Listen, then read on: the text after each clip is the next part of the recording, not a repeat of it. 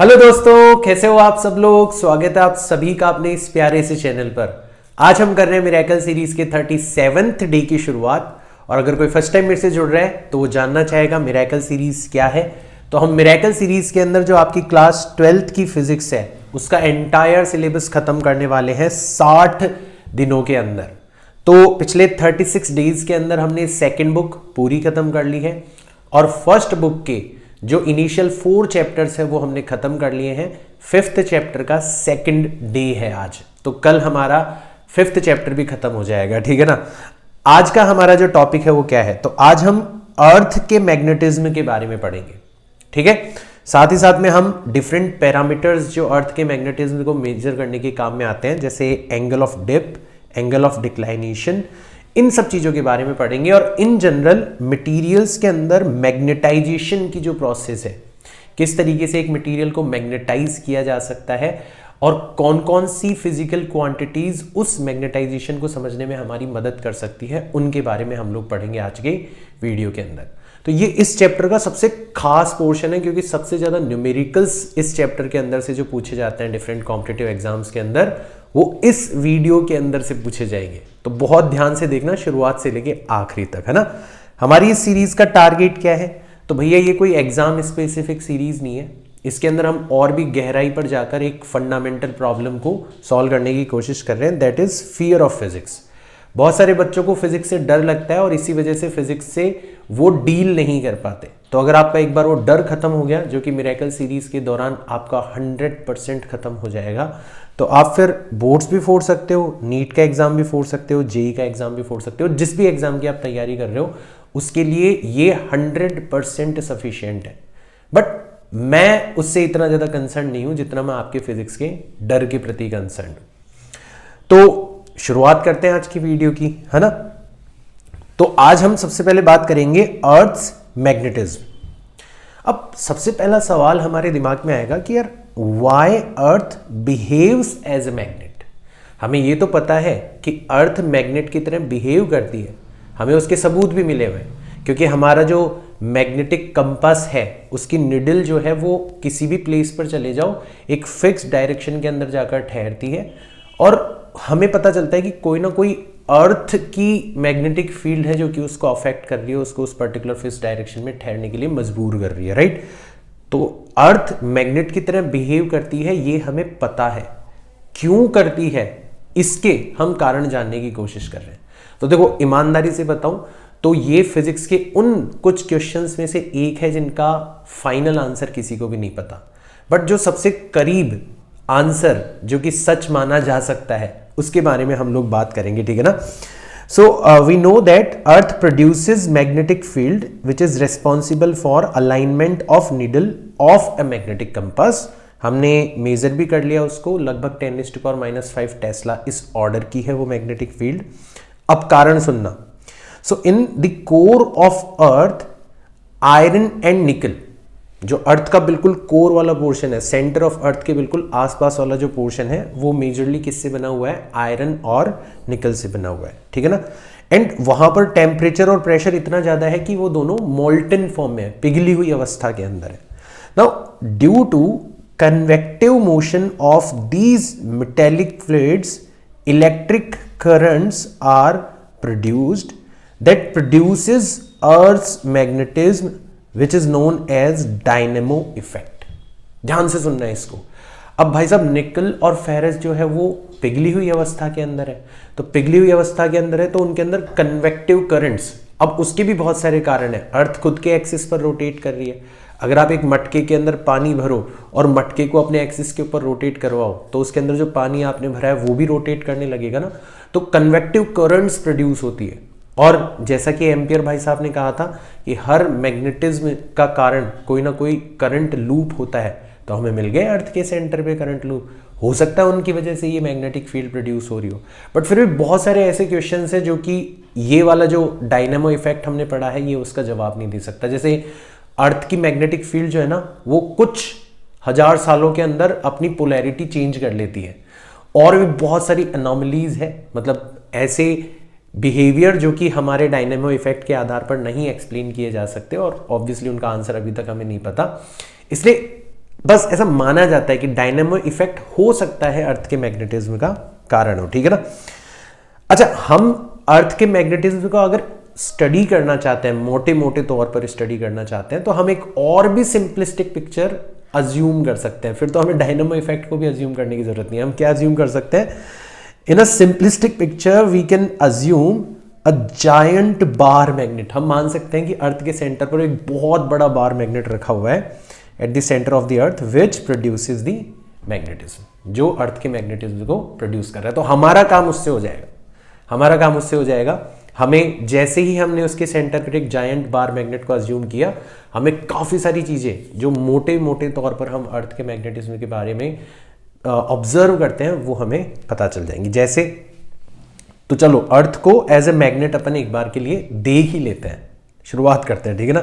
तो सबसे पहला फैक्ट जो हमें नजर आता है वो कौन सा नजर आता है कि हमारा जो एक्सिस ऑफ रोटेशन है ना, जिसके चारों तरफ अर्थ रोटेट कर रही है, ठीक है ना, यानी कि जो जियोग्राफिक नॉर्थ पोल और जियोग्राफिक साउथ पोल है, जिनको मैं ट्रू नॉर्थ और ट्रू साउथ कहता हूं, दे does not coincide with the axis of magnet. यानी कि जो मैग्नेटिक नॉर्थ पोल है और जो मैग्नेटिक साउथ पोल है, उनसे geographic north pole and geographic south pole coincide नहीं करते। भाई आपने ये तो माना था ना कि हम अर्थ के सेंटर के ऊपर एक जायंट बार मैग्नेट अज्यूम कर सकते हैं, रखो।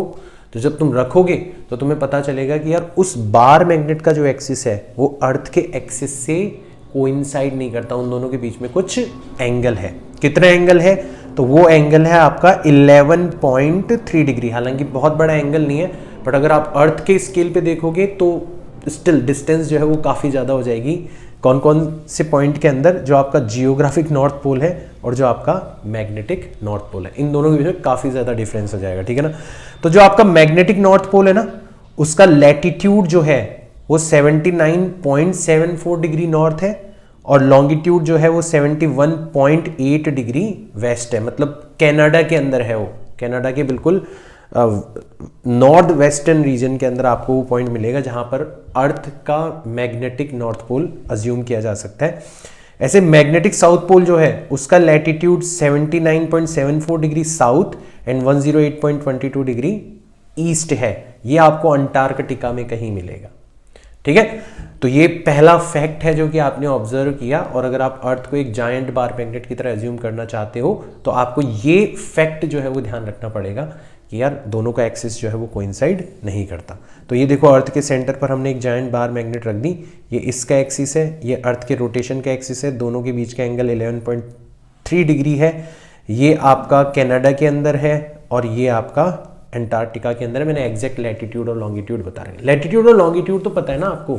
कभी आप ने ग्लोब देखा हो तो ग्लोब पे कुछ लाइंस ड्रॉ करी हुई होती है ना, सर्कल्स ड्रॉ करे हुए होते हैं। मैं लाइंस की बजाय सर्कल्स बोलूँ तो ज़्यादा बेटर रहेगा, ठीक है ना। तो कुछ सर्कल्स तो वर्टिकल होते हैं, है ना। ऐसा लगता है कि नॉर्थ पोल से निकल के साउथ पोल के अंदर जाते हुए सर्कल्स। कभी आपने अगर खरबूजा खाया हो तो उसके अंदर भी आपको इसी तरीके की लाइनिंग्स बनी हुई नजर आती है। तो वो जो है वो है आपका लॉन्गिट्यूड सर्कल्स कहलाते हैं, है ना। लॉन्गिट्यूड सर्कल्स कहलाते हैं। आप पता लगा सकते हो कि कितना डिग्री ईस्ट या कितना डिग्री वेस्ट में जाना पड़ेगा किसी प्लेस पर जाने के लिए। और लैटिट्यूड सर्कल जो होते हैं ना, वो आपके हॉरिजॉन्टल सर्कल बने हुए होते हैं। जैसे इक्वेटर हो गया, फिर उसके ऊपर कुछ बना हुआ होगा, फिर उसके ऊपर एक सर्कल बना होगा, उसके ऊपर एक सर्कल बना हुआ होगा, ठीक है ना। ये सारे के सारे लैटिट्यूड सर्कल कहलाते हैं। तो इनका यूज करते हैं अपन अर्थ के किसी पॉइंट का एड्रेस बताने के लिए, ठीक है ना। कभी भी देखना गूगल मैप वगैरह पे भी देखोगे ना, आपको एड्रेस इसी तरीके से मिलेगा, उसका लॉन्गिट्यूड और लैटिट्यूड आपको मिल जाएगा, ठीक है ना। अच्छा, ये हमारा जो अर्थ का रोटेशन है ना, इसके परपेंडिकुलर जो प्लेन है वो कहलाता है आपका जियोग्राफिक इक्वेटर। और जो हमने जायंट बार मैग्नेट अज्यूम करी है, इसके जो परपेंडिकुलर प्लेन है वो कहलाएगा आपका मैग्नेटिक इक्वेटर। तो ये दोनों भी आपस में एक दूसरे से कोइंसाइड नहीं करेंगे। और एक और खास बात आपने नोटिस करी कि जो हमने जायंट बार मैग्नेट इसके सेंटर पर रखा, अर्थ के सेंटर पर, तुम नोटिस करो उसका साउथ पोल नॉर्थ की तरफ है और नॉर्थ पोल साउथ की तरफ है। यानी कि जिस पॉइंट को हम नॉर्थ पोल कह रहे हैं ना, मैग्नेटिक नॉर्थ पोल कह रहे हैं, वो असल में जो मैग्नेट तुम सेंटर पर रखी हुई इमेजिन कर रहे हो उसका साउथ पोल है। क्यों भाई, ऐसा क्यों? क्योंकि यहां पर मैग्नेटिक फील्ड लाइंस जो है वो एंटर करती हुई नजर आ रही है। ये ध्यान रखना, अर्थ के मैग्नेटिक नॉर्थ पोल पर मैग्नेटिक फील्ड लाइंस एंटर करती है, यानी कि असल में वो एक साउथ पोल है। और यहां से मैग्नेटिक फील्ड लाइंस बाहर निकलती हुई नजर आ रही है, मतलब समझ जाना असल में ये क्या है, एक नॉर्थ पोल है, right. So magnetic north pole is actually south pole of hypothetical giant magnet assumed at the center as magnetic field lines are going into the earth, similarly for magnetic south pole। तो ये fact आपको ध्यान में रखना है, और कुछ नहीं। तो ये ध्यान रखना कि जो मैग्नेटिक नॉर्थ पोल है वहां पर अर्थ की जो मैग्नेटिक फील्ड लाइन्स है वो एंटर करती है अर्थ के अंदर, और जो साउथ पोल है वहां से बाहर निकलती है, एग्जिट करती है। इतना आप ध्यान रख लेना। तो ये कुछ जनरल फैक्ट है जो कि हमने अर्थ के मैग्नेटिज्म के बारे में ऑब्जर्व करे। अब देखो और भी बढ़िया बात करते हैं। अब मान लो हमें किसी पर्टिकुलर पॉइंट के ऊपर अर्थ की वजह से कितनी मैग्नेटिक फील्ड प्रोड्यूस हो रही है, उसकी डायरेक्शन कैसे, किधर की तरफ, ये सारी चीजें पता लगानी हो तो हमें कुछ पैरामीटर्स चाहिए। अगर वो पैरामीटर्स हमें मिल जाएंगे तो हम आसानी से बता सकते हैं कि उस पर्टिकुलर पॉइंट पर अर्थ की वजह से प्रोड्यूस होने वाली मैग्नेटिक फील्ड की स्ट्रेंथ कितनी है, डायरेक्शन कितनी है, और भी बहुत सारी चीजें। तो कौन कौन से पैरामीटर्स है? तो सबसे पहला पैरामीटर है जिसे हम कहते हैं मैग्नेटिक डिक्लाइनेशन। अब क्योंकि magnetic north pole geographic north pole से कोइंसाइड नहीं करता, magnetic south pole geographic south pole से कोइंसाइड नहीं करता, तो किसी भी पॉइंट के ऊपर आप चले जाओ, उस पॉइंट को रेफरेंस मान के आप दो अलग अलग प्लेन्स ड्रॉ कर सकते हो। देखो, प्लेन एक ऐसी स्ट्रक्चर है जिसके लिए तुम्हें 3 यूनिक पॉइंट्स चाहिए होते हैं, या यूं कह लो कि अगर आपको 3 पॉइंट गिवन हो तो उन तीनों पॉइंट से एक यूनिक प्लेन गुजरता है। तो यहां पर कौन कौन से पेयर्स बनेंगे हमारे? तो देखो, किसी भी प्लेस के ऊपर अपन चले जाएं अर्थ पे, तो हम सबसे पहले देखेंगे कि जियोग्राफिक मेरिडियन क्या होता है। ये एक प्लेन है। अब प्लेन को डिफाइन करने के लिए हमें 3 पॉइंट चाहिए। अब देखना वो 3 पॉइंट कौन कौन से हैं। So it is a plane containing true north यानी कि geographic north pole, true south यानी कि geographic south pole, and the point itself, जिस पॉइंट पर आप अपना कंपास लेके खड़े हो उसको, ट्रू नॉर्थ को और ट्रू साउथ को, इन तीनों पॉइंट को मिलाने वाला जो प्लेन है और एक ही प्लेन होगा ऐसा, वो क्या कहलाएगा? आपका जियोग्राफिक मेरिडियन कहलाएगा। सिमिलरली आप बात करोगे मैग्नेटिक मेरिडियन की। अब आपको पता चल गया होगा कि मैग्नेटिक मेरिडियन में कौन कौन से 3 पॉइंट होंगे। It is a plane containing magnetic north pole, magnetic south pole and the point itself. तो अगर मैग्नेटिक नॉर्थ और जियोग्राफिक नॉर्थ कोइंसाइड कर रहे होते, मैग्नेटिक साउथ और जियोग्राफिक साउथ कोइंसाइड कर रहे होते, तो फिर हमें 2 अलग अलग मेरिडियंस डिफाइन करने की जरूरत नहीं पड़ती, क्योंकि दोनों सेम ही हो जाती। बट क्योंकि असल में ये कोइंसाइड नहीं करते, इसलिए हमें 2 अलग अलग मेरिडियंस डिफाइन करने की जरूरत पड़ रही है। और आपको इसका पर्पस भी समझ में आ गया होगा कि क्यों हमें इसकी जरूरत पड़ रही है। क्योंकि अगर हम किसी पॉइंट पर जाएंगे तो हमारी जो निडल है ना, वो तो हमें मैग्नेटिक नॉर्थ पोल की तरफ इशारा करेगी। अब अगर हमें ट्रू नॉर्थ की तरफ इशारा करवाना है तो फिर हमें उसको मैग्नेटिक मेरिडियन से कुछ एंगल घुमाना पड़ेगा, ताकि आपकी निडल जो है वो जियोग्राफिक मेरिडियन के अंदर अलाइन हो जाए। ये काम हमें इंस्ट्रूमेंट को डिजाइन करते वक्त करना पड़ेगा, राइट। सो इन दोनों मेरिडियंस के बीच का जो एंगल है वो ही क्या कहलाता है? डिक्लाइनेशन कहलाता है। Angle between geographic meridian and magnetic meridian is called angle of declination. और इसका पर्पस आपको समझ में आ गया होगा। Why do we need it? Because needle जो है it always points towards magnetic north. वो कनाडा वाला पॉइंट ना, हमारी जो निडल है वो तो उधर की तरफ पॉइंट करती है अगर उसको फ्रीली सस्पेंड किया जाए तो, right. So angle of declination helps us to correct a compass. तो हम कंपास का स्केल ही कुछ इस तरीके से बनाते हैं, उसके अंदर हम एंगल ऑफ डिक्लाइनेशन को यूज करते हैं, ताकि जिधर भी हमारी, जैसे कनाडा की तरफ अगर हमारी निडल जो है वो पॉइंट करेगी, वो तो कनाडा की तरफ करेगी जो हमारा मैग्नेटिक नॉर्थ पोल है। तो हम जानबूझ के एंगल ऑफ डिक्लाइनेशन के अकॉर्डिंग कैलकुलेट कर लेंगे कि वहां का जो कोऑर्डिनेट है ट्रू नॉर्थ के हिसाब से कितना होना चाहिए, ठीक है ना। So it is used to correct a compass so that it points towards true north. ये इसका पर्पस है। तो ये सबसे पहला पैरामीटर है जो कि हमें चाहिए होता है, ठीक है ना। तो आई होप यहां तक तो आपको समझ में आ गया होगा। ये देखो डायग्राम भी देख लो इसका। ये आपका ट्रू नॉर्थ है ना। तो ये जो प्लेन आपको दिखाई दे रहा है, ये वाला प्लेन किसको रिप्रेजेंट कर रहा है? जियोग्राफिक मेरिडियन को।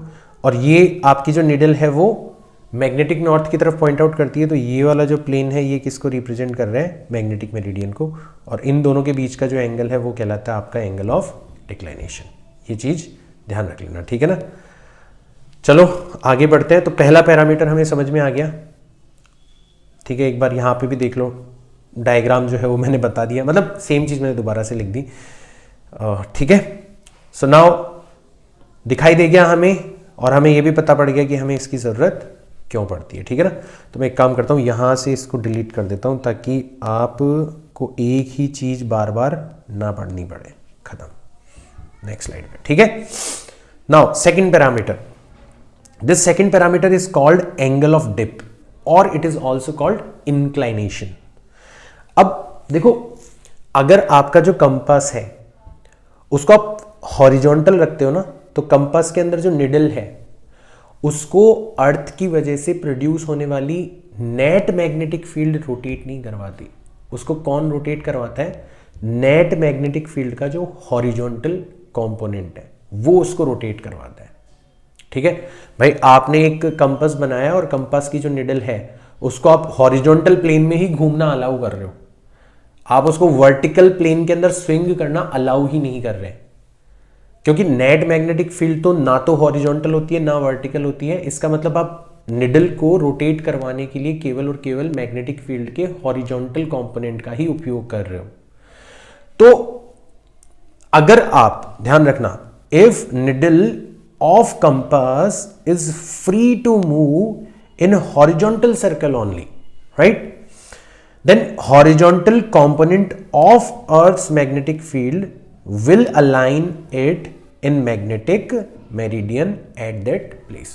तो जो अर्थ की मैग्नेटिक फील्ड का हॉरिजॉन्टल कंपोनेंट है जिसको हमने यहां पर BH से रिप्रेजेंट किया है, वो उसे घुमा के एटलीस्ट किस प्लेन के अंदर लेके आ जाएगा, मैग्नेटिक मेरिडियन के अंदर लेके आ जाएगा। हमारा काम चल गया, राइट।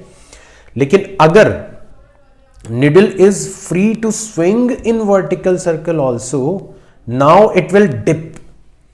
अगर आप हटा दोगे वो रिस्ट्रिक्शन की वह ये वर्टिकल प्लेन के अंदर रोटेट नहीं कर सकती, तो फिर आप देखोगे कि असल में आपकी जो निडल है वो कुछ एंगल झुक जाएगी या कुछ एंगल उठ जाएगी। क्यों? क्योंकि फिर वो नेट मैग्नेटिक फील्ड के डायरेक्शन के अंदर अलाइन होने की कोशिश करेगी। तो it's very important, if needle is free to swing in vertical circle, now it will dip or get inclined from horizontal by some angle so that it can align itself along net magnetic field due to earth। पूरा खेल आपको समझ में आना चाहिए। And ये जो angle झुकाव या जो एंगल ऑफ इंक्लाइनेशन आया है, this particular angle is called angle of dip और एंगल ऑफ इंक्लाइनेशन। तो पूरा कॉन्सेप्ट आपको समझ में आना चाहिए, राइट। आप इसको अब आसान शब्दों में ये भी कह सकते हो कि हमारे अर्थ की नेट मैग्नेटिक फील्ड और horizontal component of that net magnetic field, उन दोनों के बीच का जो एंगल होता है किसी पर्टिकुलर प्लेस के ऊपर, वो क्या कहलाता है, एंगल ऑफ डिप या एंगल ऑफ इंक्लाइनेशन कहलाता है। तो ये पूरी की पूरी प्रोसेस आपको समझ में आनी चाहिए। मैं डायग्राम के जरिए आपको समझाने की कोशिश करता हूँ, ठीक है ना। तो जैसे सपोज करो हम किसी पर्टिकुलर प्लेस पर हैं, यहां पर हैं हम लोग, है ना। अब यहां पर हम खड़े हैं, जैसे यहां पर मैं ऐसे खड़ा हूं, ठीक है ना, और मेरे हाथ में ऐसा एक कंपास है। तो कंपास की निडल जो है वो हॉरिजॉन्टल है। अब हॉरिजॉन्टल है तो वो किसके अलोंग होगी, वो हॉरिजॉन्टल कंपोनेंट मैग्नेटिक फील्ड के अलोंग होगी, है ना। तो ये वाली डायरेक्शन के अंदर जो कंपोनेंट होगा वो तो हो जाएगा हमारा हॉरिजॉन्टल कंपोनेंट। इसके बिल्कुल 90 डिग्री वाली डायरेक्शन में जो सेंटर से होकर गुजरती है, वो वाला कंपोनेंट जो होगा वो हो जाएगा हमारा वर्टिकल कंपोनेंट। और इन दोनों का जो वेक्टर सम होगा वो हो जाएगा हमारा total net magnetic field vector, right. और इसके बीच का जो एंगल है ये कहलाएगा आपका एंगल ऑफ डिप, ये कहलाएगा आपका एंगल ऑफ डिप। ऐसा डायग्राम भी आपको कई बार दिखाई देता है। देखो, ट्रू नॉर्थ को और आपके पॉइंट को कंटेन करने वाला प्लेन जो होता है वो तो जियोग्राफिक मेरिडियन कहलाता है। तो ये तो जियोग्राफिक मेरिडियन है, ठीक है ना। और जो आपका मैग्नेटिक नॉर्थ होता है उसको कंटेन करने वाला ये मैग्नेटिक नॉर्थ पोल है। तो ये वाला जो प्लेन है, ये वाला प्लेन क्या कहलाता है, आपका मैग्नेटिक मेरिडियन कहलाता है। और ये वाला प्लेन हो गया मैग्नेटिक मेरिडियन, ये वाला प्लेन हो गया जियोग्राफिक मेरिडियन। इन दोनों के बीच का जो एंगल हो गया वो क्या हो जाएगा, आपका एंगल ऑफ डिक्लाइनेशन हो जाएगा।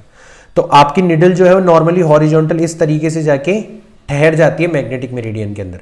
फिर जैसे आप उसको वर्टिकल सर्कल में घूमना अलाउ करते हो तो वो घूम के किस डायरेक्शन के अंदर आ जाती है, वो नेट मैग्नेटिक फील्ड की डायरेक्शन के अलोंग आ जाती है। So this particular angle is called angle of dip, ऐसे भी इसको बताया जाता है, ठीक है ना। तो आपको तो केवल और केवल ये ध्यान रखना है कि BH is nothing but horizontal component यानी कि थीटा की तरफ वाला कंपोनेंट यानी कि BE cos theta, and BV is vertical component मतलब BE sin थीटा। नॉर्मली हमें BE नहीं गिवन होता, नॉर्मली हमें BH और थीटा गिवन होता है। तो BE हमें मिल जाएगा BH sec थीटा और BV हमें मिल जाएगा BH tan थीटा, ये हम आसानी से निकाल सकते हैं, ठीक है ना। इन दोनों को डिवाइड कर देना तो BH अपॉन BV जो होगा या BV अपॉन BH जो होगा वो आपके किसके इक्वल आ जाएगा, tan थीटा के इक्वल आ जाएगा। तो ये कुछ जानकारियां थी जो कि बहुत ही ज्यादा जरूरी है, ठीक है ना। जैसे आपको ये ध्यान रखना है कि किसी भी पॉइंट पर tan थीटा जो होता है वो वर्टिकल कंपोनेंट और horizontal component of magnetic field इन दोनों के रेशियो के इक्वल होता है, ठीक है ना। सो किसी भी प्लेस पर अगर हमें एंगल ऑफ डिक्लाइनेशन पता पड़ जाए, एंगल ऑफ डिप पता पड़ जाए और horizontal component of magnetic field पता पड़ जाए तो हमें फिर सारी चीजें पता पड़ जाएगी। हमें BE भी पता पड़ जाएगा मतलब नेट मैग्नेटिक फील्ड भी पता पड़ जाएगी, हमें BV भी पता पड़ जाएगा मतलब वर्टिकल कंपोनेंट भी पता पड़ जाएगा, हमें यह भी पता पड़ जाएगा कि ट्रू नॉर्थ किस तरफ है, ट्रू साउथ किस तरफ है, सब कुछ पता पड़ जाएगा हमें उस पर्टिकुलर पॉइंट पर। So these 3 particular quantities are called elements of earth magnetism. एक बहुत खास बात आपको ध्यान में रखनी है कि पोल्स पर अगर आप चले जाते हो, ठीक है भाई, आप पोल के ऊपर हॉरिजॉन्टल ऐसे लेके खड़े हो और बिल्कुल आपके नीचे पोल है यहां पर, तो जैसे आप वर्टिकल सर्कल में स्विंग करना अलाउ करोगे तो आपकी जो निडल है वो 90 डिग्री रोटेट होकर बिल्कुल नीचे की तरफ पॉइंट आउट करने लगेगी, राइट। सो पोल्स पर थीटा की जो वैल्यू होती है वो आइदर प्लस π/2 होती है और माइनस π/2 होती है, और मैं पोल्स का मतलब है मैं मैग्नेटिक पोल्स की बात कर रहा हूं। और वहां पर क्योंकि थीटा π/2 होता है या माइनस π/2 होता है, थीटा π/2 होता है या माइनस π/2 होता है मतलब cos थीटा 0 होगा, मतलब हमारा horizontal component of magnetic field जो होगा वो 0 होगा। अब ध्यान रखना, निडल को हॉरिजॉन्टल सर्कल में घुमाने के लिए और एक पर्टिकुलर डायरेक्शन के अंदर अलाइन करने के लिए कौन रेस्पॉन्सिबल था, हॉरिजॉन्टल कंपोनेंट। और भाई साहब आपका हॉरिजॉन्टल कंपोनेंट ही 0 हो गया। अब कोई अलाइन करने वाला रहा ही नहीं, भेड़ बकरियों को चराने वाला चरवारा ही नहीं रहा, तो फिर क्या होगा, भेड़ बकरियां इधर उधर घूमने लगेगी अपने हिसाब से रैंडम डायरेक्शन के अंदर। तो यहां पे भी ऐसा ही होगा। पोल्स पर क्योंकि BH की वैल्यू 0 हो जाती है तो निडल जो है of compass it will stay in any horizontal position, फिर कोई अलाइन करने वाला नहीं है, तुम उसको जैसे रखोगे, जिस डायरेक्शन में रखोगे उसी डायरेक्शन के अंदर अलाइन हो जाएगी। हाँ, वर्टिकल सर्कल में जरूर वो बिल्कुल या तो स्ट्रेट डाउन या स्ट्रेट अप पॉइंट करने लगेगी। वर्टिकल सर्कल में है, वर्टिकल हॉरिजॉन्टल फील्ड वहां पर प्रेजेंट है, बट हॉरिजॉन्टल मैग्नेटिक फील्ड जो है वो वहां पर प्रेजेंट नहीं है। वर्टिकल फील्ड प्रेजेंट है, हॉरिजॉन्टल फील्ड प्रेजेंट नहीं है, ठीक है ना। ये बहुत इंपॉर्टेंट है यार, इसके ऊपर डायरेक्ट क्वेश्चंस पूछे जाते हैं हर एग्जाम के अंदर। ये फैक्ट जो है कहीं ना कहीं क्वेश्चन बना के पूछ लिया जाता है आपसे। सो ये पूरा का पूरा डिस्कशन जो था वो अर्थ के मैग्नेटिज्म को समझने के लिए था। अब हमें पता पड़ गया कि अर्थ मैग्नेट की तरह क्यों बिहेव करती है, एटलीस्ट एक पॉसिबल रीजन हमें पता पड़ गया। और चलो उससे भी ज़्यादा हमें पता पड़ गया कि जो अर्थ की वजह से मैग्नेटिक फील्ड प्रोड्यूस होती है उसको हम कैसे मेजर कर सकते हैं, उसको किन किन पैरामीटर्स के द्वारा हम लोग रिप्रेजेंट कर सकते हैं। ध्यान रखना बच्चों, इसके ऊपर हर साल न्यूमेरिकल्स पूछे जाते हैं। तो अभी मैं आपको कुछ न्यूमेरिकल्स करवाऊंगा, आप फील करोगे कि यार अच्छे से समझना है ना किसी चीज़ को, वो अपने आप न्यूमेरिकल्स करने की एबिलिटी को इंक्रीज कर देता है। You will realise it, right. चलो उससे पहले अपन एक छोटा सा टॉपिक और पढ़ लेते हैं। It is about magnetism in materials. तो हम लोग इसका थ्योरेटिकल पार्ट नेक्स्ट वीडियो के अंदर कंप्लीट करेंगे। आज हम केवल और केवल उन प्रॉपर्टीज के बारे में, उन फिजिकल क्वांटिटीज के बारे में जानने की कोशिश करेंगे जो कि किसी मटेरियल के मैग्नेटिज्म को समझने में हमारी मदद करती है, ठीक है ना। तो सबसे पहली quantity is called magnetisation. It is also called intensity of magnetisation. It is generally represented by vector I। क्या होता है ये? It is net magnetic moment present per unit volume of a material. It is called magnetisation. तो material के अंदर, material के खुद के एटम्स जो हैं वो भी छोटे छोटे छोटे छोटे मैग्नेटिक डाइपोल्स की तरह बिहेव करते हैं। तो एटम्स और मॉलिक्यूल्स जो कि छोटे छोटे डाइपोल्स की तरह बिहेव करते हैं, वो हो सकता है एक पर्टिकुलर वे के अंदर अलाइंड हो और आपको एक वॉल्यूम, जो भी छोटा सा वॉल्यूम आप कंसिडर करोगे, उसके अंदर नेट मैग्नेटिक डाइपोल मोमेंट मिल जाए। या फिर मान लो आपने एक्सटर्नल मैग्नेटिक फील्ड के अंदर उस मटेरियल को रखा हुआ है और उस एक्सटर्नल मैग्नेटिक फील्ड की वजह से वो जो छोटे छोटे एटॉमिक डाइपोल्स थे उनके ऊपर टॉर्क वर्क करने लगा, उसने उनको अलाइन कर दिया एक्सटर्नल मैग्नेटिक फील्ड की डायरेक्शन में और उसकी वजह से मैग्नेटाइजेशन प्रोड्यूस हो गया। उसकी वजह से किसी पर्टिकुलर वॉल्यूम के अंदर कुछ मैग्नेटिक मोमेंट प्रोड्यूस हो गया। सो मैग्नेटाइजेशन का मतलब होता है कारण कुछ भी हो, एक्सटर्नल हो या इंटरनल हो, कारण कुछ भी हो, net magnetic moment per unit volume of material is called magnetisation. तो सवाल अगर आपके दिमाग में आ रहा है कि भाई साहब ये मैग्नेटिक मोमेंट आया कहां से, तो ये नेचुरली भी हो सकता है ड्यू टू ऑर्बिटल और spin magnetic moment inside an atom, orbital and spin magnetic moment of electrons, right. तो हम पढ़ेंगे कुछ मटेरियल्स ऐसे होते हैं जिनमें नेचुरली होता है, नेचुरल मैग्नेट की तरह बिहेव करते हैं, हम पढ़ेंगे इनके बारे में। या फिर it is induced by the presence of external field. Maximum cases में हमारा सेकंड वाला फैक्टर जो है वो प्रेजेंट होगा। बट हमें पता पड़ गया कि I vector will be M vector divided by volume. Vector quantity क्यों है वो तो पता पड़ ही गया, क्योंकि आप डाइपोल मोमेंट जो कि एक वेक्टर क्वांटिटी है उसको वॉल्यूम जो कि एक स्केलर क्वांटिटी है उससे डिवाइड कर रहे हो, तो एक वेक्टर को स्केलर से डिवाइड करने पर जो क्वांटिटी आपको मिलती है वो भी एक वेक्टर क्वांटिटी होती है, right. So it is a vector quantity और इसकी जो एसआई यूनिट है it is ampere per metre, क्योंकि हमारा जो डाइपोल मोमेंट होता है ना NIA, आई मतलब एम्पियर, ए मतलब एरिया, तो इसकी यूनिट होती है एम्पियर मीटर स्क्वायर, वॉल्यूम की होती है मीटर क्यूब, तो ऊपर मीटर स्क्वायर नीचे मीटर क्यूब, तो नीचे 1 मीटर रह जाएगा। ध्यान रखना पूछ ली जाती है डायरेक्ट इसकी SI unit. So it's SI unit is called ampere per metre and इसका डायमेंशनल फॉर्मूला होता है एम्पियर की पावर 1 एंड लेंथ की पावर -1। ये तो बना ही लोगे आप, ठीक है ना। अच्छा, एक और चीज ध्यान रखना, field produced due to magnetisation.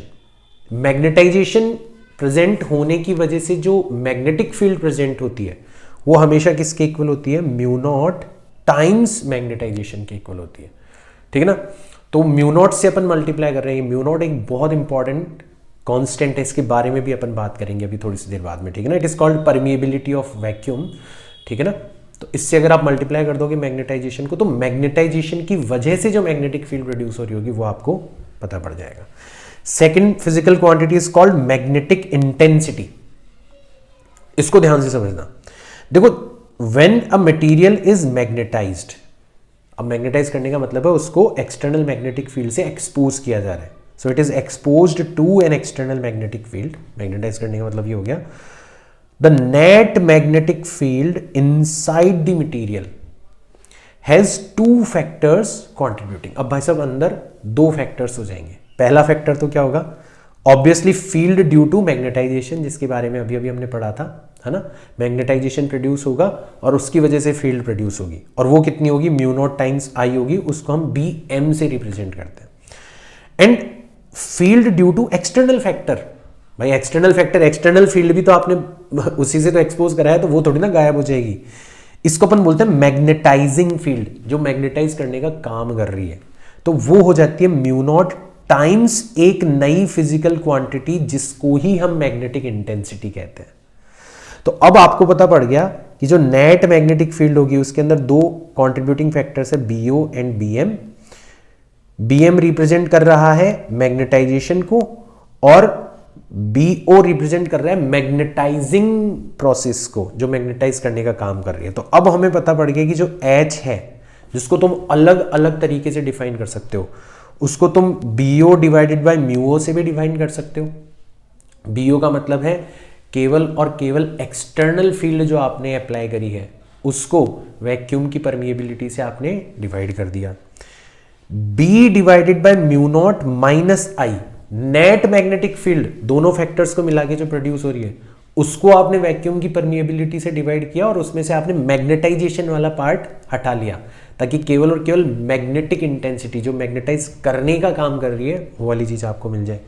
या यूं भी कह सकते हो कि आपने नेट मैग्नेटिक फील्ड को मटेरियल की परमिएबिलिटी से डिवाइड कर दिया, जिसको आप mu naught times mu R के इक्वल भी लिख सकते हो। तो ये सारी चीजें आपको ध्यान में रखनी है, ठीक है ना। So it has same SI unit and dimensional formula as I, क्योंकि डिफाइन करने का तरीका सेम ही है ना। यहाँ पे म्यू नोट को आई से मल्टीप्लाई करने पे बी एम आ जाता है, म्यू नोट को एस से मल्टीप्लाई करने पे बी ओ आ जाता है। तो इसका और इसका एसआई यूनिट और डायमेंशनल फॉर्मूला जो होता है वो सेम होता है, ठीक है ना। तो हमने इस क्वांटिटी को डिफाइन ही इसलिए किया है ताकि हमारा जो एक्सटर्नल मैग्नेटाइजिंग फैक्टर है उसको हम अलग से कंसीडर कर सकें using a physical quantity called magnetic intensity. Now comes the third and a very important physical quantity called magnetic susceptibility। तो हमने नोटिस किया कि ये जो मैग्नेटाइजेशन होता है ना मटेरियल के अंदर, it is obviously directly proportional to the magnetising field, right. और अगर अपन अपनी नई फिजिकल क्वांटिटीज की टर्म्स में बात करें तो जो इंटेंसिटी ऑफ मैग्नेटाइजेशन होता है वो डायरेक्टली प्रोपोर्शनल होता है मैग्नेटिक इंटेंसिटी के। भाई जितनी ज्यादा स्ट्रॉन्ग एक्सटर्नल फील्ड आप अप्लाई करोगे उतना ज्यादा मैग्नेटाइजेशन होगा, है ना। तो ये तो सबको पता है कि दोनों एक दूसरे के डायरेक्टली प्रोपोर्शनल होने चाहिए। और इन दोनों का जो रेशियो है वही क्या कहलाता है, आपका मैग्नेटिक ससेप्टिबिलिटी कहलाता है। कितना ससेप्टिबल है, कितना सेंसिटिव है आपका मटेरियल। बहुत कम एक्सटर्नल मैग्नेटाइजिंग फील्ड आपने अप्लाई करी तो भी बहुत ज्यादा मैग्नेटाइजेशन प्रोड्यूस हो गया। इसका मतलब आपका मटेरियल जो है वो बहुत ज्यादा ससेप्टिबल है, उसकी मैग्नेटिक ससेप्टिबिलिटी की वैल्यू बहुत ज्यादा है। So this ratio is called magnetic susceptibility. या मैंने वेक्टर्स के रेशियो की फॉर्म में लिखा है, दोनों का मैग्नीट्यूड लेना है आपको, ठीक है ना। ये मैग्नीट्यूड लेना है आपको। अच्छा, दो सिमिलर एसआई यूनिट वाली फिजिकल क्वांटिटीज का रेशियो है तो ये खुद एक डायमेंशनलेस यूनिटलेस क्वांटिटी हो जाएगी, ठीक है। अब देखो आप ये जो मैग्नेटिक ससेप्टिबिलिटी है ना, इसको म्यू से और म्यू आर से और म्यू नॉट से आप रिलेट कर सकते हो। कैसे रिलेट कर सकते हो, आपको पता है एच जो है वो होता था net magnetic field divided by mu naught minus magnetisation, या फिर net magnetic field divided by mu naught times mu R. मैंने सारे फॉर्मूलाज आपको बताए थे, ठीक है ना। अब हम क्या करते हैं, इस पूरी की पूरी इक्वेशन को एच से डिवाइड कर देते हैं, ठीक है। तो एच से डिवाइड करेंगे तो बी, अब तो क्या होगा, देखो इसको खुद को एच से डिवाइड करेंगे तो कितना आ जाएगा, 1 आ जाएगा। इसको एच से डिवाइड करेंगे तो B upon H divided by mu naught minus I upon H आ जाएगा। तो इसको भी मैंने एच से डिवाइड कर दिया, है ना। और यहां पे भी मैंने एच से डिवाइड कर दिया, ठीक है ना। इधर भी मैंने एच से डिवाइड कर दिया। तो पूरी की पूरी इक्वेशन को मैंने एच से डिवाइड कर दिया।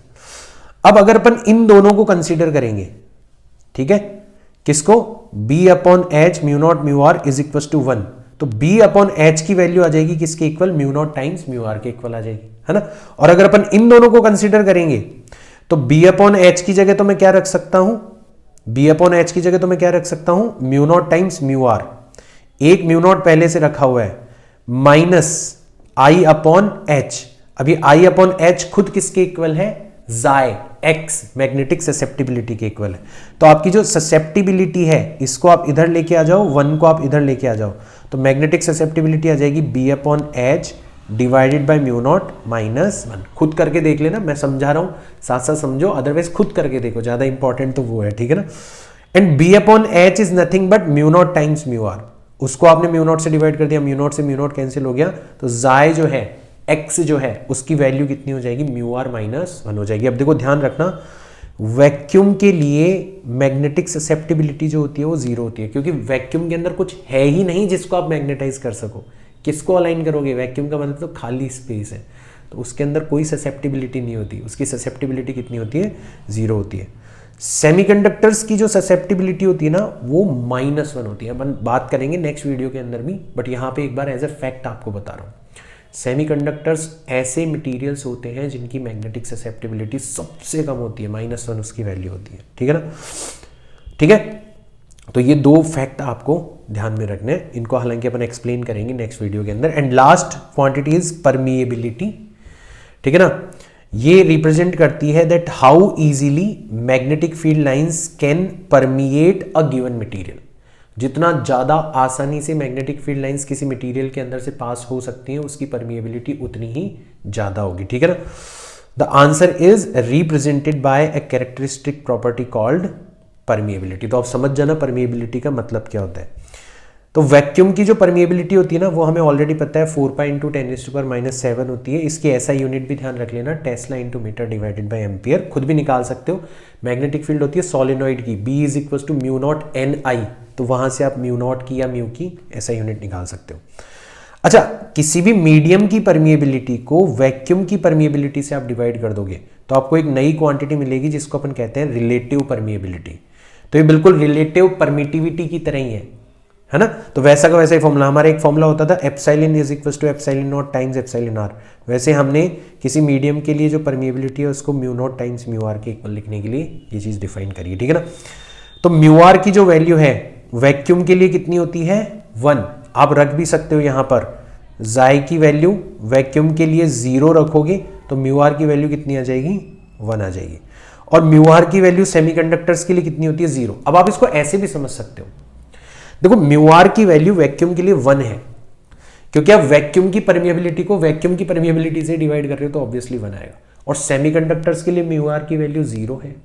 0 है इसका मतलब सेमीकंडक्टर्स ऐसे मटेरियल्स है जिनके अंदर से मैग्नेटिक फील्ड लाइंस बिल्कुल भी पास नहीं होती, है ना। जो भी मैग्नेटिक फील्ड लाइंस आ रही है अगर सामने सेमीकंडक्टर मटेरियल मिल गया ना तो वो बिल्कुल बाहर से निकलेगी, उसके अंदर से कभी भी पास नहीं होगी, ठीक है ना।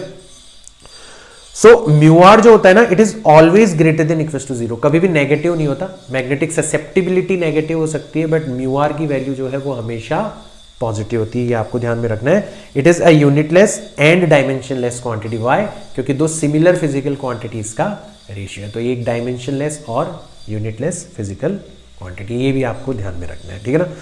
तो ये कुछ छोटी छोटी फिजिकल क्वांटिटीज है जिनको जस्ट हमने डिफाइन किया है। अभी अगली क्लास के अंदर हम इनको यूज करेंगे मटेरियल्स को क्लासिफाई करने के लिए, मजा आएगा, ठीक है ना।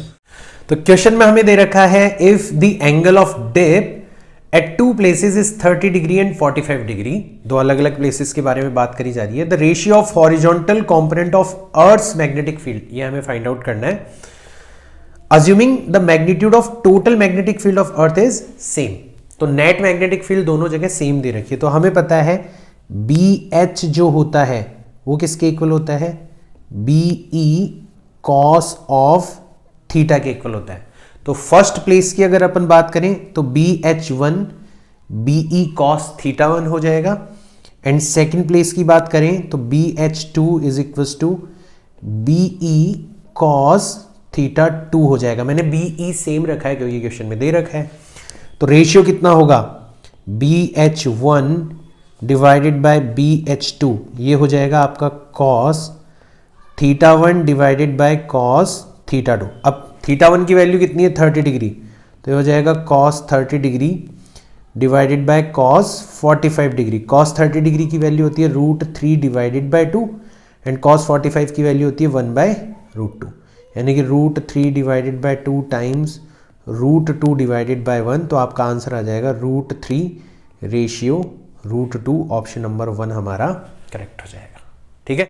ये क्वेश्चन देखो, a bar magnet is freely suspended in such a way that when it oscillates in horizontal plane it makes 20 oscillation per minute where dip angle is 30 degree and 15 oscillations per minute where dip angle is 60 degree.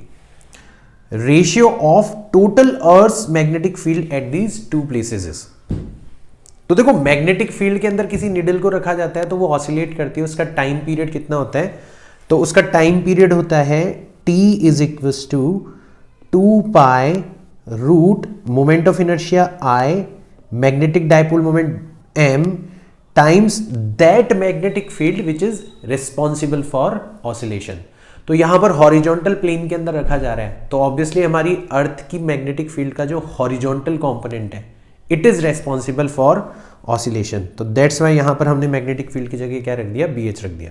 बाकी सारी चीजें constant है, तो time period जो है वो किसके inversely proportional हो जाएगा रूट ऑफ BH के इनवर्सली प्रोपोर्शनल हो जाएगा। या आप यूं भी लिख सकते हो कि BH जो होगा वो इनवर्सली प्रोपोर्शनल हो जाएगा टाइम पीरियड के स्क्वायर के। अब BH क्या होता है, BH होता है आपका BE cos थीटा, थीटा यहां पर एंगल ऑफ डिप है, so it will be inversely proportional to the time period square. तो BE जो होगा मतलब अर्थ की वजह से जो नेट मैग्नेटिक फील्ड प्रोड्यूस हो रही होगी वो किस किस के इन्वर्सली प्रोपोर्शनल हो जाएगी, टाइम पीरियड के स्क्वायर के and cos of angle of dip के, इन दोनों के वो इन्वर्सली प्रोपोर्शनल हो जाएगी। तो यहां तक की बात हमें समझ में आ गई। टाइम पीरियड वाला फंडा जो था ना, वहां तक के क्वेश्चन हम ऑलरेडी कर चुके थे, उसके आगे बस एक फैक्ट यहां पर कौन सा वाला ऐड कर दिया, horizontal component and net magnetic field के बीच के रिलेशन वाला, बस और कुछ भी नहीं है इसके अंदर, ठीक है ना। अब देखो, अगर हम बात करें T1 की, तो हमें पहला टाइम पीरियड कितना दे रखा है, 20 ऑसिलेशन पर मिनट। तो एक मिनट मतलब 60 सेकेंड्स के अंदर कितने ऑसिलेशंस हो रहे हैं, 20 ऑसिलेशन हो रहे हैं, यानी कि 3 सेकेंड्स हमें दे रखा है एक ऑसिलेशन का टाइम पीरियड। और T2 हमें कितना दे रखा है, 15 ऑसिलेशंस पर मिनट, मतलब वही 60 सेकंड के अंदर कितने ऑसिलेशंस हो रहे हैं, 15, तो ये हो जाएगा आपका 4 सेकंड्स, ठीक है। तो T1 हमें मिल गया, T2 हमें मिल गया, हमें θ1 पता है कितना है, θ1 है हमारा 30 डिग्री, तो cos θ1 की वैल्यू हो जाएगी हमारी √3 डिवाइडेड बाय 2, एंड θ2 है हमारा 45 डिग्री, नॉट 45 डिग्री, 60 डिग्री, कितना है 60 डिग्री। तो cos ऑफ θ2 की वैल्यू हो जाएगी हमारी 1/2, cos 60 की वैल्यू कितनी होती है, 1/2 होती है। तो हमारा रेशियो जो पूछा गया है BE1 डिवाइडेड बाय BE2, वो कितना हो जाएगा, T2 square cos θ2 divided by T1 square cos θ1। खत्म हमारा क्वेश्चन। T2 स्क्वायर का मतलब हो जाएगा 4 × 4, cos θ2 का मतलब हो जाएगा 1/2, T1 स्क्वायर का मतलब हो जाएगा 3 × 3, और cos θ1 का मतलब हो जाएगा √3 डिवाइडेड बाय 2। तो देखो 2 से तो 2 कैंसिल हो गया, ऊपर आ जाएगा 16 और नीचे आ जाएगा 9√3, तो 16 डिवाइडेड बाय 9√3, ये हमारा आंसर आ जाना चाहिए। So again a very beautiful question. मैंने लास्ट वीडियो में भी बताया था कि ये रोटेशन और ऑसिलेशन से रिलेटेड क्वेश्चंस इंपॉर्टेंट है ना। यहाँ पर आपको काफ़ी सारे कॉन्सेप्ट जो है उनके अंदर उलझाया जा सकता है, तो आपको ध्यान रखना है ऐसे क्वेश्चंस का। नेक्स्ट क्वेश्चन देखो, a short magnet of moment 6.75, तो हमें डाइपोल मोमेंट दे दिया गया है कितना, 6.75 ampere into metre square, produces neutral point on its axis. तो एक्सिस पर मैग्नेटिक फील्ड की वैल्यू कितनी होती है, ट्वाइस ऑफ के, तो यहां पर के होता है μ0/4π times magnetic dipole moment divided by centre से जो भी आपके पॉइंट की डिस्टेंस होगी उसका क्यूब। तो ये आपकी एक्सिस के ऊपर मैग्नेटिक फील्ड की वैल्यू है। So if the horizontal component of earth's magnetic field is 5 × 10⁻⁵, तो BH आपको कितना दे रखा है, ये दे रखा है आपको 5 × 10⁻⁵ वेबर पर मीटर स्क्वायर, ये भी ऐसा यूनिट है, ठीक है ना, मैग्नेटिक फील्ड की। Then the distance of the neutral point from the centre of magnet. तो सबसे पहले तो न्यूट्रल पॉइंट क्या होता है, एक ऐसा पॉइंट जहां पर नेट मैग्नेटिक फील्ड जीरो हो जाए।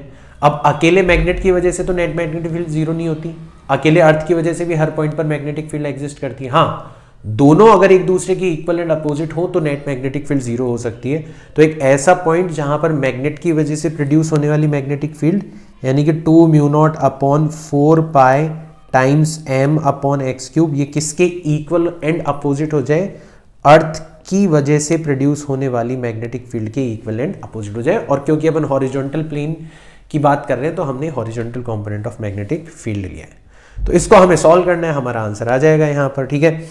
तो देखो μ0 की वैल्यू होती है कितनी, 4π × 10⁻⁷ डिवाइडेड बाय 4π हमें गिवन है, डाइपोल मोमेंट हमें गिवन है 6.75 डिवाइडेड बाय x³, ये हमें निकालना है x³, ठीक है, x की वैल्यू हमें निकालनी है, इज इक्वल्स टू 5 × 10⁻⁵। चलो कैलकुलेट करते हैं, 4π से 4π चला गया है ना, और x³ को अगर अपन अकेले रख लें तो ये हो जाएगा 2 × 6.75 × 10⁻⁷ डिवाइडेड बाय 5 × 10⁻⁵।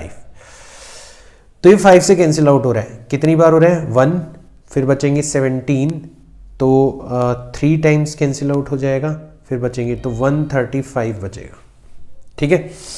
और इसको जब आप मल्टीप्लाई करोगे तो ये आपका आएगा 2 इंटू 5 करोगे तो 0, पावर चली जाएगी 1 यानी कि 7, फिर 27 मतलब 2.7 इंटू 10⁻⁻2 है ना, इतना कुछ बचेगा। ये आपको एक्स क्यूब की वैल्यू मिल रही है। अब आपको क्यूब रूट लेना है तो 27 का क्यूब रूट हमें पता है, तो इसको 27 बनाते हैं। तो अपन लिख सकते हैं X cube is equal to 27। अब 27 बनाने के लिए 10 से ऊपर मल्टीप्लाई किया है तो पक्का 10 से नीचे डिवाइड भी करना पड़ेगा, तो 27 मल्टीप्लाइड बाय 10⁻³ भी लिख सकते हैं इसको। 2.7 इंटू 10⁻² है, उसको अपन 27 इंटू 10⁻³ लिख सकते हैं।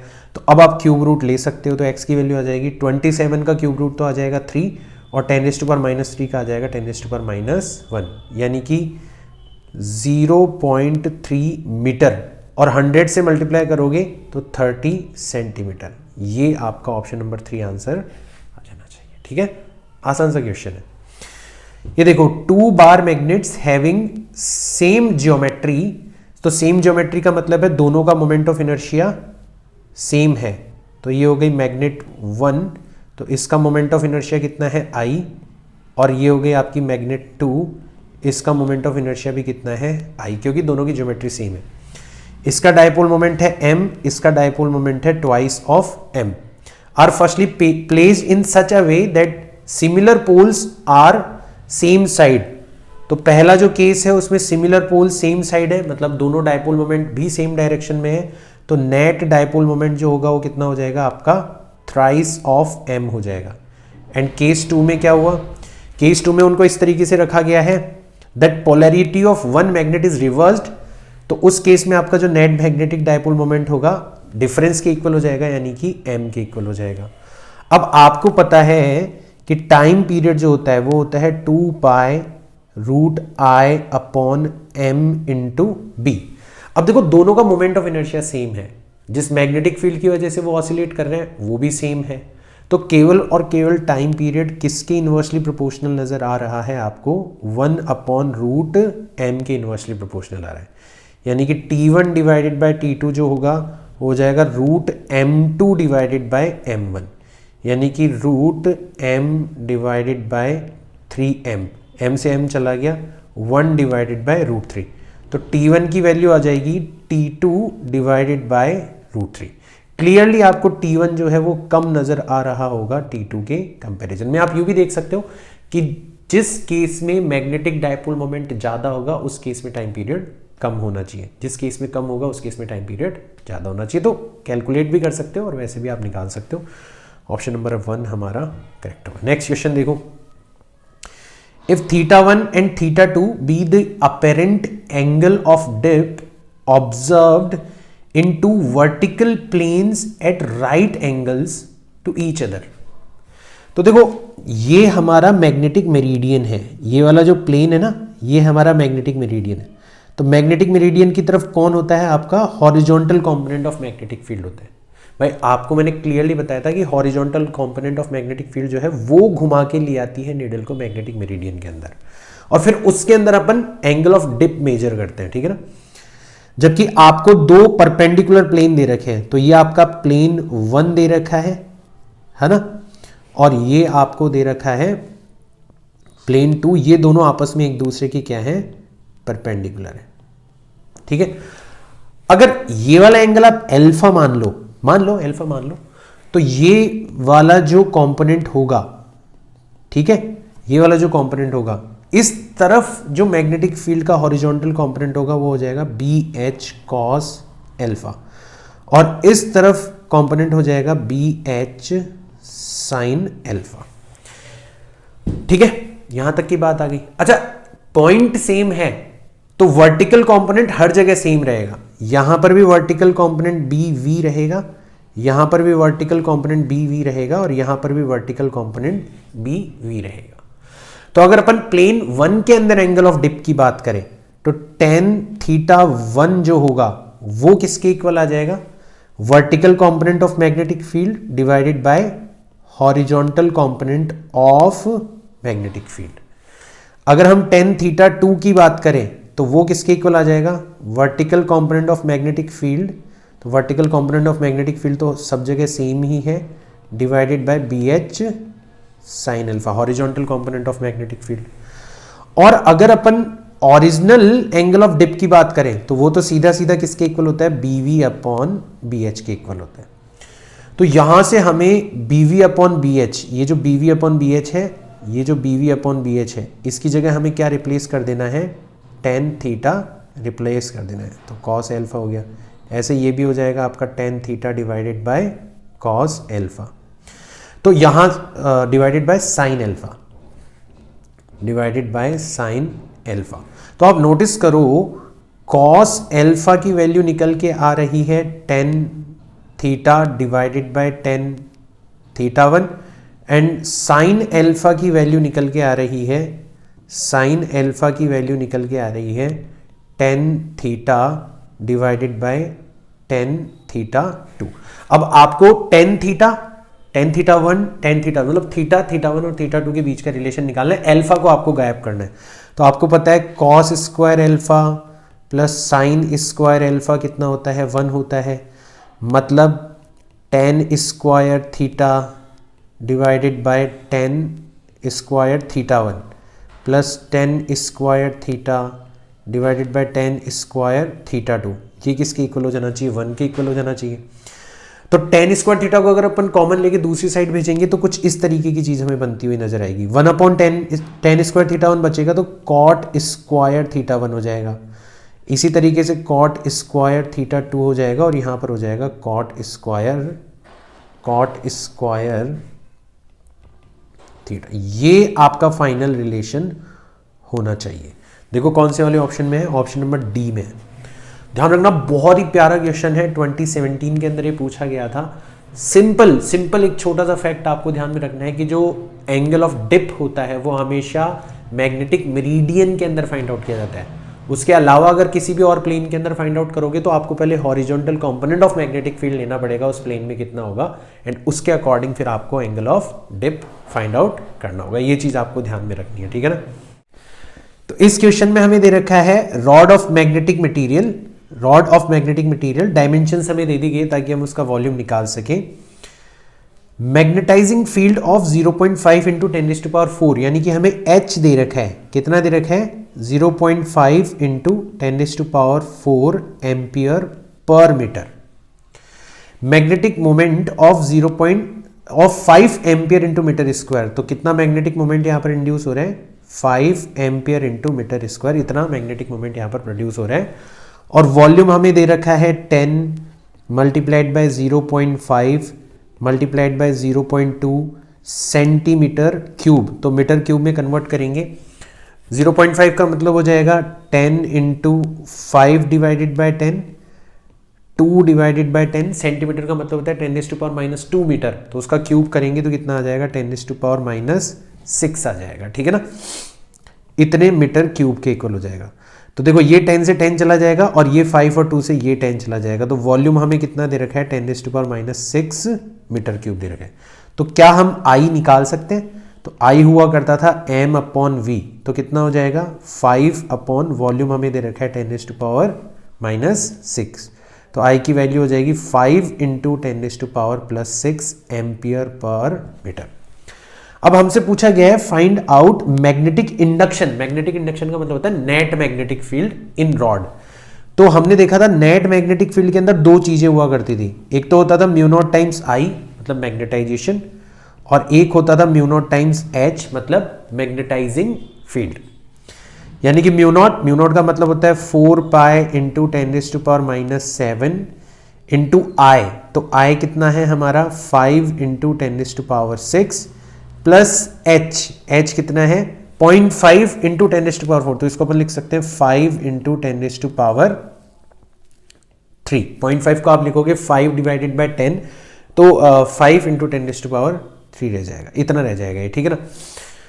चलो तो मल्टीप्लाई करते हैं इन सबको, और जब इन सबको आप मल्टीप्लाई करोगे और फाइनली जब सॉल्व करोगे तो आपका जो आंसर आएगा वो कितना आएगा, तो पहले इनको मल्टीप्लाई करते हैं। तो 5 इंटू 4 करेंगे तो ये हो जाएगा 20 पाई 10⁻⁻7 एंड प्लस 6 तो बचेगा 10⁻⁻1 और 5 इंटू 4 पाई करोगे तो ये बचेगा आपका 20 पाई, ठीक है ना, एंड 10⁻⁻4 -7 + 3 करोगे तो माइनस का 4 बचेगा। अच्छा 20 पाई का मतलब हो गया 20 इंटू 3.14 और 10⁻⁻1 का हो गया 1/10 और ये हो जाएगा 20 इंटू 3.14 इंटू 1/1000, ठीक है। अब देखो ये तो ये कैंसिल आउट हो गया तो बचेगा आपका 6.28 और ये जो चीज है ना ये बहुत छोटी होगी, बहुत ही छोटा नंबर होगा, ठीक है ना, बहुत छोटा नंबर होगा। तो इसको एक बार के लिए नेग्लेक्ट कर दो तो आप कह सकते हो कि अप्रॉक्सीमेटली आपका आंसर आएगा 6.28 टेस्ला, इतना आपका आंसर आना चाहिए, ठीक है ना। तो एग्जैक्ट कैलकुलेशन करोगे एग्जैक्ट आंसर भी निकाल सकते हो बट इतना आपका आंसर आना चाहिए। आप 6.28 को 000 से मतलब आ रहा है समझ में, डेसिमल के अंदर जाएगा वो आंसर, आपका मेन आंसर जो है वो 6.28 रहेगा, ये चीज आपको ध्यान में रखनी है। नेक्स्ट क्वेश्चन देखते हैं अपन। A rod of magnetic material of cross section 0.25 centimeter square is located in 4000 ampere per meter magnetizing field। तो H हमें कितना दे रखा है 4000 एम्पियर पर मीटर और एरिया ऑफ क्रॉस सेक्शन हमें कितना दे दिया गया है 0.25 सेंटीमीटर स्क्वायर, मतलब 10⁻⁻4 मीटर स्क्वायर, सेंटीमीटर को मीटर में कन्वर्ट कर दिया। मैग्नेटिक फ्लक्स, अब देखो मैग्नेटिक फ्लक्स होता है जैसे इलेक्ट्रिक फील्ड होता था electric field multiplied by area, वैसे मैग्नेटिक फील्ड फ्लक्स होता है magnetic field multiplied by area, है ना। तो वो हमें कितना दे रखा है 25 इंटू 10⁻⁻6 वेबर दे रखा है। तो यहां से मैग्नेटिक फील्ड की वैल्यू आ जाएगी 25 into 10⁻⁻6 divided by area 0.25 into 10⁻⁻4, ठीक है। तो इसको जब आप सॉल्व करोगे तो ये कितना आ जाएगा आपका 1 आ जाएगा, क्योंकि 0.25 को आप लिख सकते हो 25 डिवाइडेड बाय 100 चला जाएगा ऊपर, मतलब ऊपर भी -4 बचेगी पावर और सब कुछ कैंसिल आउट होके कितना आ जाएगा 1 टेस्ला के इक्वल आ जाएगा। So find out for the rod permeability, तो हमें परमिएबिलिटी फाइंड आउट करनी है। तो हमें पता है कि नेट मैग्नेटिक फील्ड होती है म्यू टाइम्स एच, तो म्यू की वैल्यू आ जाएगी B/H। B कितना है हमारा 1 और H कितना है हमारा 4000, ठीक है। तो इसको आप सॉल्व कर लेना, जो भी आपकी वैल्यू आएगी 1/4000 की वो म्यू के इक्वल आ जाएगी। मैग्नेटिक ससेप्टिबिलिटी, अब देखो मैग्नेटिक ससेप्टिबिलिटी जो हुआ करता था जाए वो किसके इक्वल हुआ करता था, तो यार उसका तो हमें पता ही नहीं है, बट एक फॉर्मूला हमें पता है कि वो हुआ करता था μr-1। नाउ μr किसके इक्वल हुआ करता था, तो μr हुआ करता था μ/μ0 के इक्वल -1। तो अब हमें इसकी वैल्यू पता पड़ जाएगी, म्यू की वैल्यू हमें पता है 1 डिवाइडेड बाय 4000 और μ0 की वैल्यू हमें पता है 4 पाई इंटू 10⁻⁻7 एंड -1 करेंगे अपन, ठीक है ना। तो अल्टीमेटली आपकी जो वैल्यू कैलकुलेट करने पर आएगी कितनी आएगी, कितनी आएगी जब आप इसको कैलकुलेट करोगे तो आपकी वैल्यू आ जाएगी लगभग 198। एक बार कैलकुलेशंस जो है वो वेरीफाई कर लेना, जैसे 10⁻⁻7 ऊपर जाएगा तो +7 हो जाएगा, नीचे 4 इंटू 4 16 10⁻3 कैलकुलेट करोगे, कैलकुलेटर का यूज़ कर लेना आप लोग तो, ठीक है ना। मैं डायरेक्ट आपको बता रहा हूँ कि आपका जो x है उसकी वैल्यू आ जाएगी आपकी 198। नाउ मैग्नेटाइजेशन क्या होता है, मैग्नेटाइजेशन क्या होता है, तो मैग्नेटाइजेशन हम इस तरीके से निकाल सकते हैं कि x जो होता है वो होता है I/H। तो अब हमें x भी पता है कितना है 198, I हमें निकालना है और h भी हमें पता है कितना है 4000।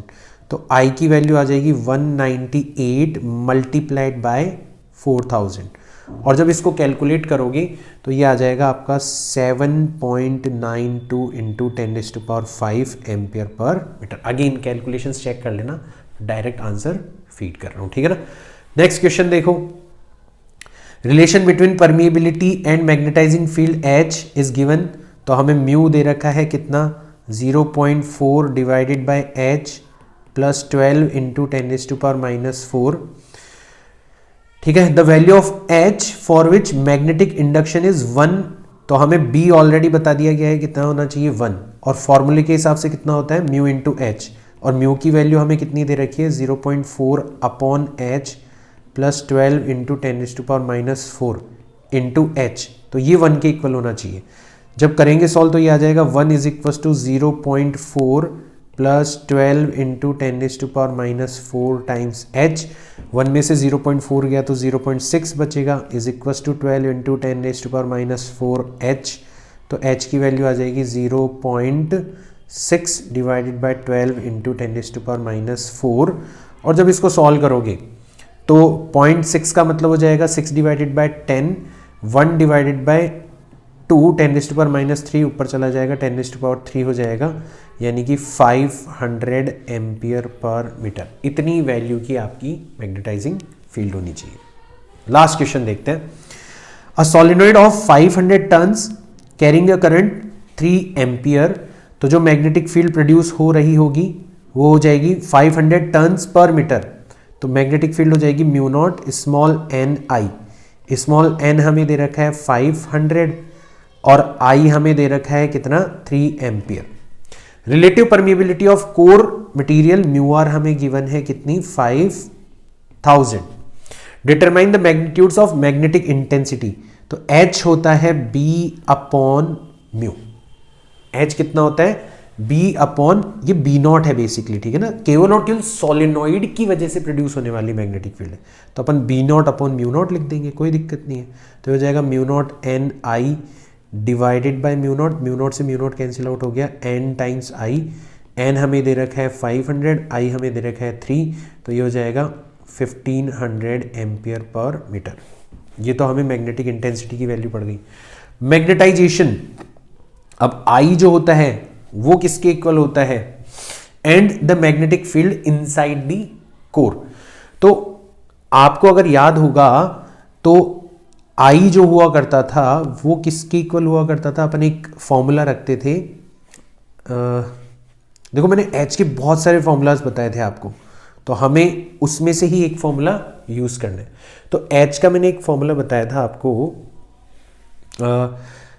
या फिर हमारे पास में अगर म्यू आर है तो हम सबसे पहले क्या निकाल सकते हैं, ये निकाल सकते हैं, तो ये हो जाएगा आपका म्यू आर -1, तो म्यू आर आपका कितना दे रखा है 5000 -1 यानी कि 4999, एंड ये किसके इक्वल होता है फॉर्मूले के अकॉर्डिंग I अपॉन एच के इक्वल होता है, तो फिर I की वैल्यू आ जाएगी 4999 इंटू एच, एच कितना है आपका 1500, और जब आप इसको कैलकुलेट करोगे तो फिर आप आसानी से इसकी वैल्यू निकाल सकते हो। इसकी वैल्यू आ जाएगी आपकी लगभग 7.5 इंटू 10⁻⁶ एम्पियर पर मीटर। तो आपको म्यू आर दे रखा है, म्यू आर से ससेप्टिबिलिटी निकालो और ससेप्टिबिलिटी का यूज करके आसानी से आई की वैल्यू निकाल सकते हो। And magnetic field inside the core, अब नेट मैग्नेटिक फील्ड अगर हमें फाइंड आउट करनी है तो हमें म्यू टाइम्स एच करना पड़ेगा। म्यू का मतलब होता है mu naught times mu R times H, तो म्यू नॉट हमें दे रखा है कितना, म्यू नॉट हमें दे रखा है 4 पाई इंटू 10⁻⁷, म्यू आर हमें दे रखा है 5000 और एच हमने बड़ी मेहनत से निकाला था 1500, और जब इन सबको यूज करोगे तो फाइनली आपका आंसर आ जाएगा 9.4 टेस्ला। अगेन मैं कैलकुलेशन डायरेक्ट आंसर पुट कर रहा हूँ, ठीक है ना, मैंने सॉल्व किए हुए हैं ये क्वेश्चंस, आपको एक बार ये कैलकुलेशन सारी वापस से वेरीफाई करनी है, ठीक है ना। कॉन्सेप्ट आपको समझ में आ गया होगा, अपन कैलकुलेशंस के अंदर टाइम वेस्ट नहीं करते हैं, वो आप एक बार आप खुद से वेरीफाई कर लेना। सो बच्चों, ये जितने भी क्वेश्चंस हमने किए हैं, इससे जो भी कुछ हमने पढ़ा उसकी अंडरस्टैंडिंग बहुत अच्छे से क्लियर हो गई होगी। आपको ये भी पता पड़ गया होगा कि once we understand something clearly then it's really easy to solve numericals. So और भी बहुत सारे न्यूमेरिकल मैंने बताया, मैग्नेटिक फील्ड और मैग्नेटिक फील्ड से रिलेटेड जो भी पैरामीटर्स हैं उनके ऊपर जितने भी क्वेश्चंस आपको मिले उनके भूखे बन जाओ, सॉल्व करो जहां पर भी जैसे भी मिले, and try to increase your confidence in that way, right. मैं मिलता हूँ आपसे मिरेकल सीरीज के नेक्स्ट वीडियो के अंदर, तब तक के लिए बाय।